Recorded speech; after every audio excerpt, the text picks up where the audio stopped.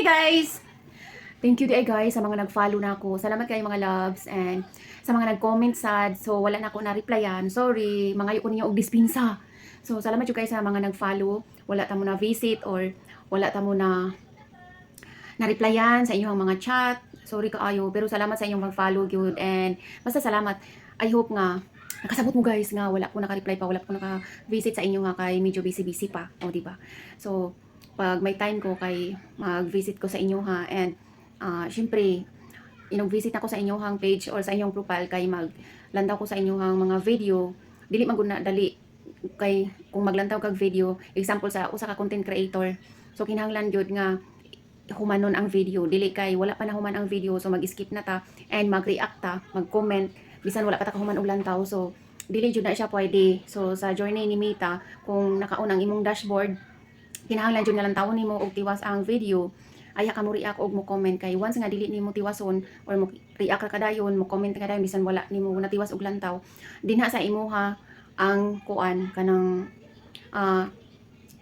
dinha sa imuha ma-impact ang kuan ni Mita kanang dili kani niya dili niya i-suggest ang imuhang profiles sa wider audience so kinahanglan kung maglantaw ta og kuan video sa usa ka content creator humanon jud nato aya ta mo react og mo comment. So mausad na akong buhaton ninyo guys kay kanang para nga ma-fair sad so kung maglantaw jud tag video ato adjong humanon, di ba?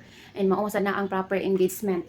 So kani nga video kay para ni sa mga nag-follow na ako nga wala na ako na-replyan, then wala sad na ako na-visit ang inyong mga profile or inyong mga page. So pasensya na gyud pero mabot ang time mag-visit ako ninyo. Ayaw ra mo kapang luod ha basin mang luod mo kay wala ta mo na-replyan, wala ta mo na kuan na bisita sa inyong kuan sa inyong profile sa inyong page pero busy pa jud so dili kayo ko maka-reply and I hope nga nakasabot mo. God bless sa ato ang tanan. So mo to again guys mo jud ko maglantaw ta og video sa usa ka content creator ato adjong humanon humanon jud nato aya ta mo react og mo comment kay once nga dili pa nato mahuman tapos mag-react na ta mag-comment sa ato anang page or profile ang impact ana nga unsay ipahamtang ni Mita nga kuan kanang sanction sa ato diba? So para mailikay ta na ato adjong tiwason og lantaw ang video usa ta comment og mo react.